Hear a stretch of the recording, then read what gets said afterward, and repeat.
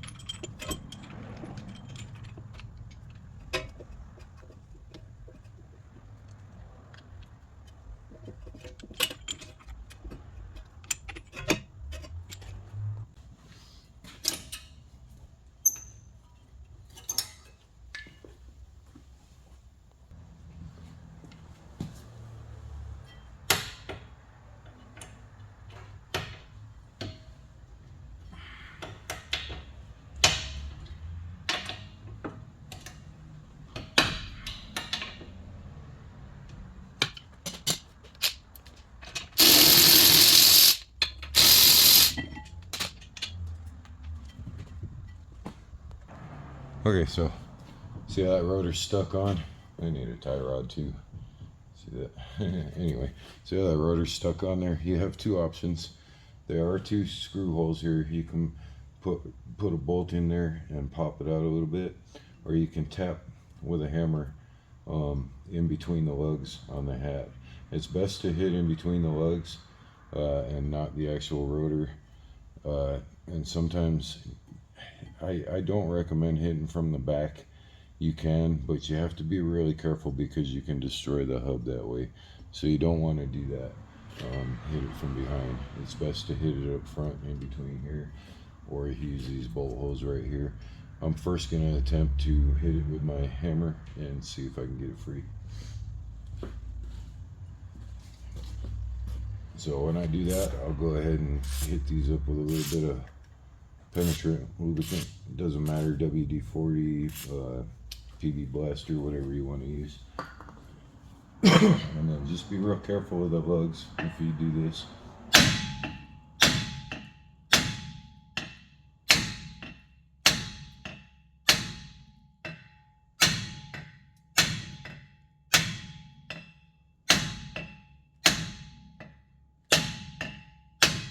This one is definitely pretty stuck, so I'll try to get some bolts. We'll see if we can pop that out. Not exactly sure what size these are, but you'll have to figure that out. Now, I like to use a ratchet and not an impact gun, because using an impact gun, of course, you could really easily strip these out, which you're taking the rotor off anyway. It doesn't really matter, but it will, because you won't be able to use them to get it off. So, and then just give it a few twists. Just see it start moving. Sometimes it'll make a loud pop. That's okay.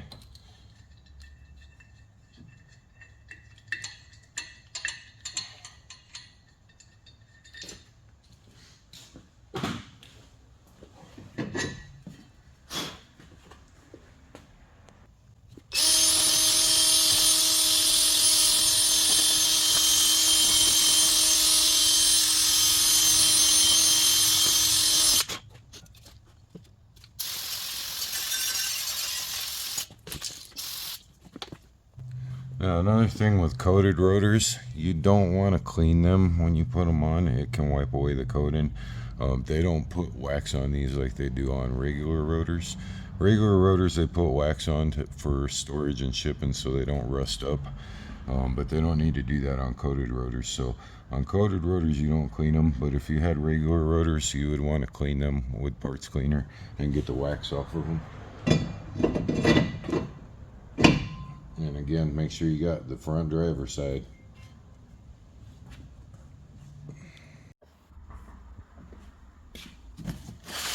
These are power stop brakes. I really love them. I recommend them to all my clients.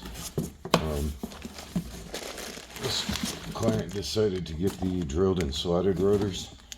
So if you've got the drilled and slotted rotors, make sure you pay attention to which side they go on.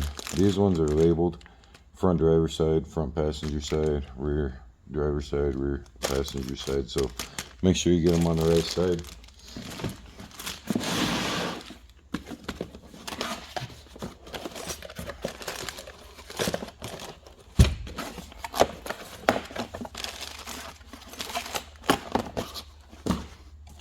And I will link these brakes in the description for you as well.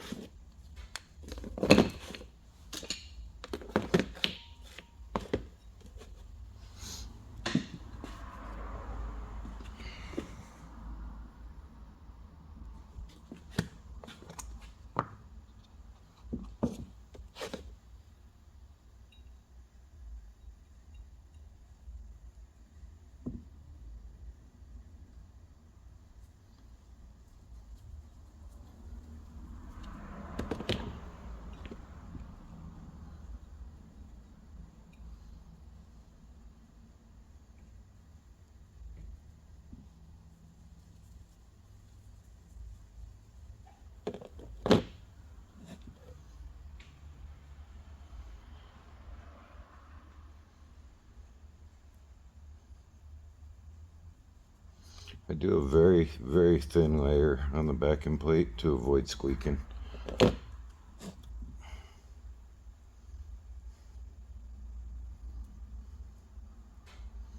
doesn't take much at all, just a very thin layer. Let's see.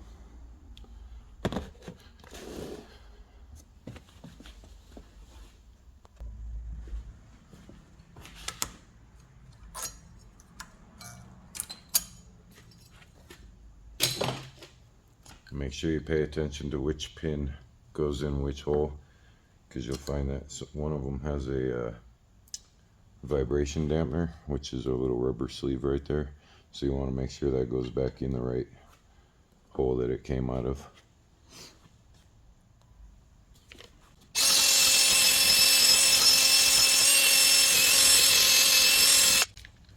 You can also use a wire brush to do that.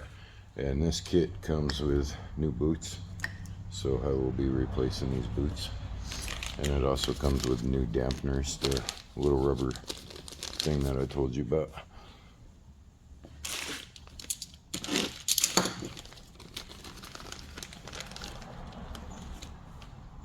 So you can see on these which part goes onto the actual clip there, so pretty simple.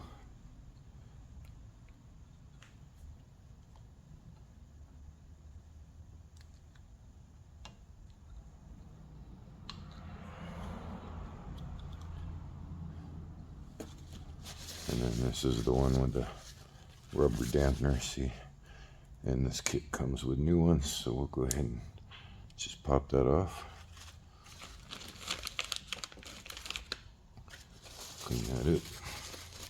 You want that nice and clean because the dampener can slide off into the pinhole there, so get that nice and clean.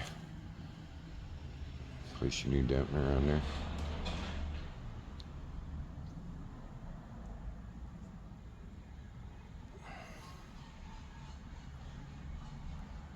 I don't like to use grease underneath it because I like it to be nice and tight and solid right there.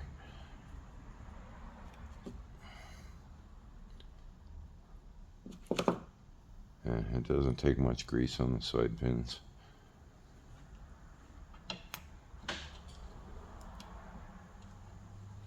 Make sure that you check it. It's nice and free.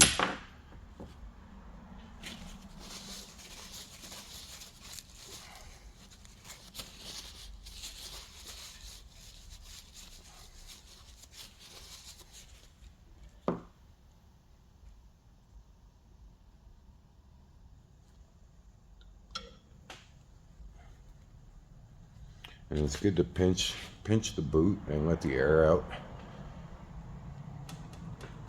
Make sure that works good.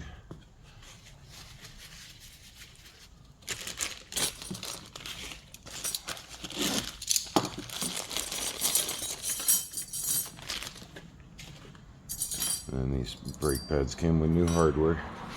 Not all of them do. I highly recommend getting brake pads that do come with new hardware.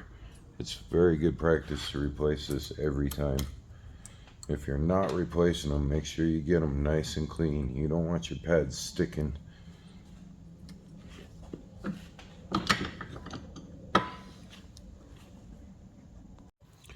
Let me rephrase that. Make sure you have the right rotor for whichever wheel that you're working on, of course.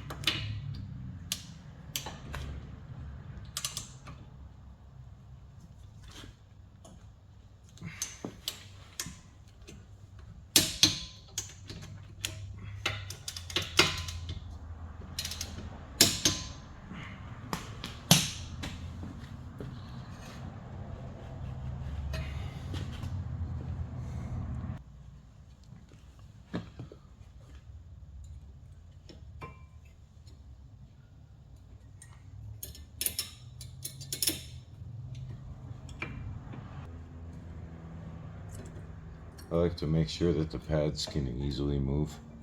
So make sure that they can easily move. See, like that. If they're not freed up, then you need to get your hardware in better, or maybe sand down the bracket a little better, but they should free move. They should slide pretty easily, as well as your side pins. So make sure all that stuff is good, and then you can button it up.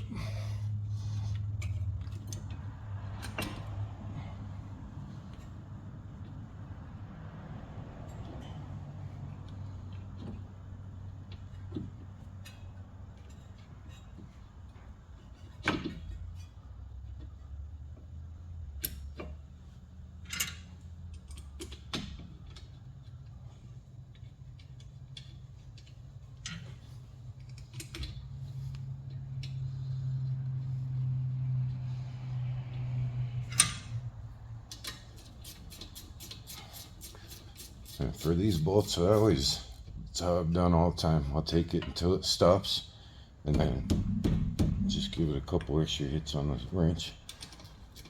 And that's always been fine for me. I've been doing brakes for going on 40 years, so. And then just make sure everything moves okay. You got movement in your caliper, and you know your pads are sliding good. There you go. That's the front. Let's do the rear. Alright, so the rears are a little bit different when it comes to getting the caliper out. You're going to see on the back side that the bolts aren't as accessible for the caliper. There is, let me see my flash on here, hang on just a second. Okay, so you're going to see there's a hole right there for the bottom bolt of the caliper bracket, and then there's a hole up here for the top caliper bolt, the bracket bolt. So I'll show you how I approach those in just a minute.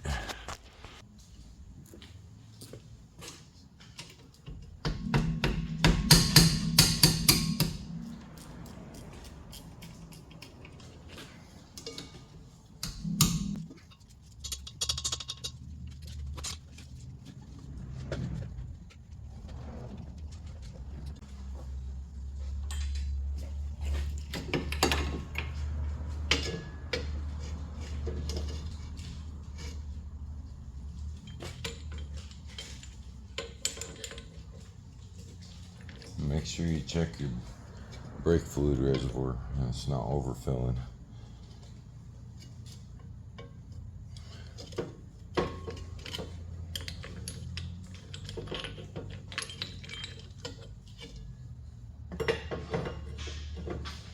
And I've already sprayed a little WD-40 on here because I already know this one's going to give me issues too.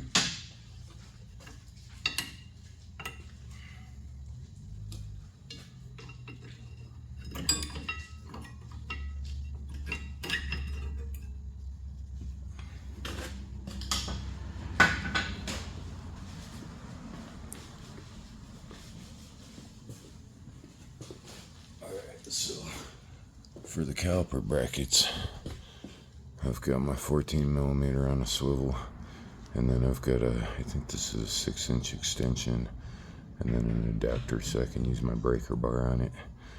But that's how you get at those, and you won't need to remove the sway bar link. It can be a little difficult, but it is doable.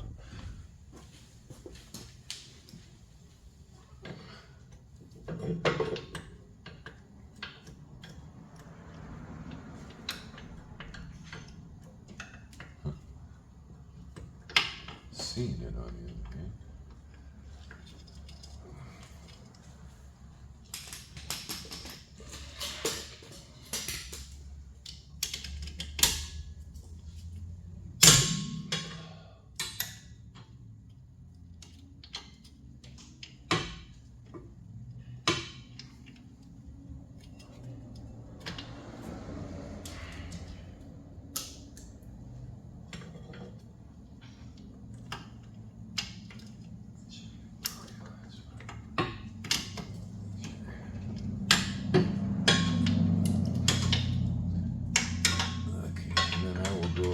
Inside of the sway bar link there.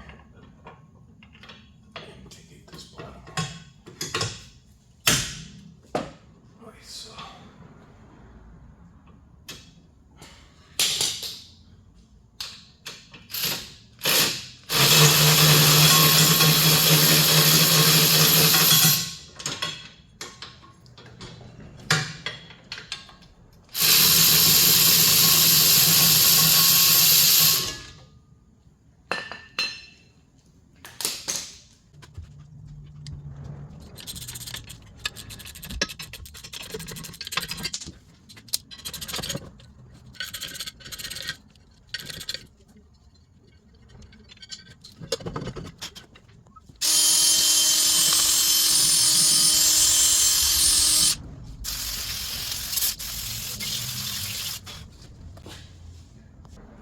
Alright, so again, make sure you get the right side if you're using the drilled and slotted rotors. So this one says driver side.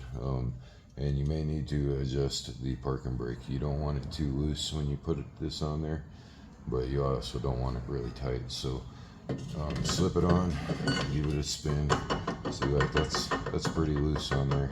So we'll go ahead and tighten that up a little bit. And there's an adjuster pin down here. I'm just gonna spread it out a little bit, just a little bit. It's not gonna take much at all. And then once you got that, put the rotor back on. Still seems a little loose to me, so we'll go a little bit further. And do it again. And then go a little bit further.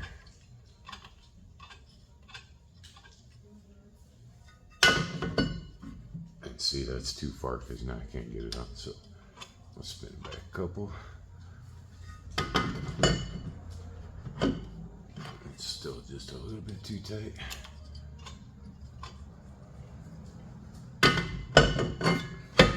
There we go. And then make sure you give it a good spin. Feels good. And then same as the front, make sure you redo your caliper. Clean up the hardware spots real good. Grease up your side pins real nice. Make sure they move easy. And then I'll just set this here for a second and then go around back. I use the same setup to get these bolts started. This is kind of the hard part here, but it is doable.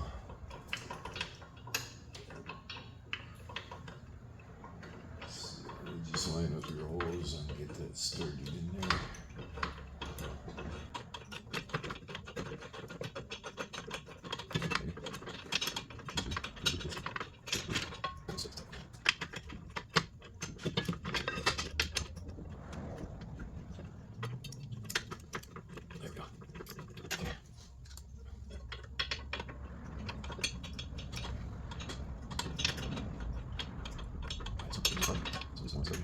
That's one of the things like it is.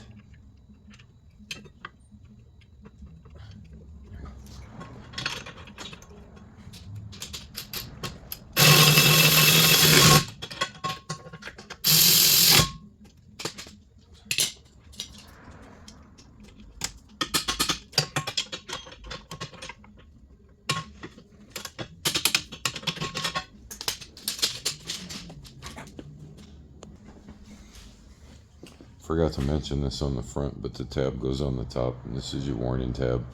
When your brakes get down to, when the pad gets down to a certain point, that'll start making a squeak. Once you start getting that squeak, you want to change them out, because if you take it too much further, you're going to start getting a grind. So that's why that warning tab's on there, and it goes on the back, on the top.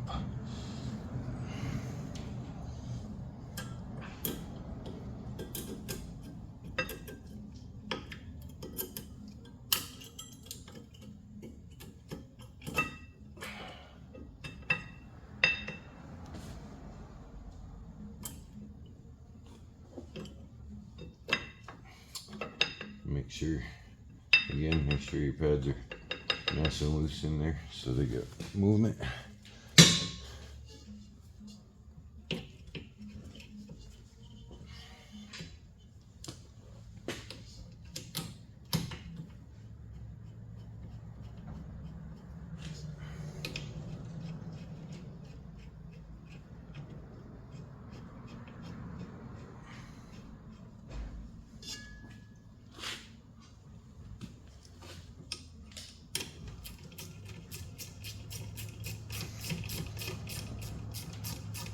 And then same thing, I'll do the same thing as I did in the front. I'll take it till it stops, and then I'll give it a couple taps.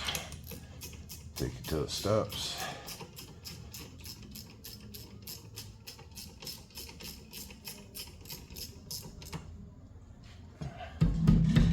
Couple taps. And make sure you got movement.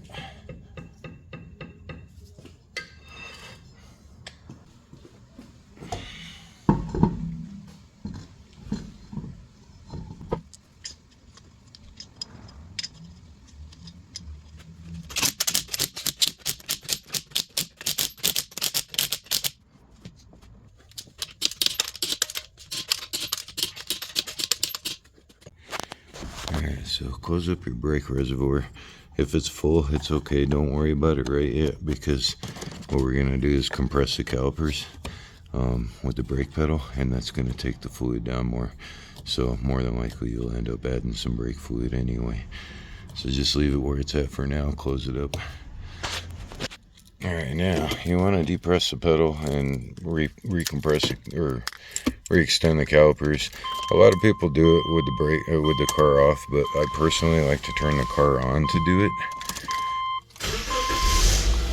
And you're going to depress it until it gets stiff again. You're going to see it go all the way to the floor a couple times probably, and then you'll feel it get stiff again and feel great. Awesome. That's it. Check your brake fluid, make sure the fluid level is proper, and you're good to go. Mine is right at the line, so that's perfect right there.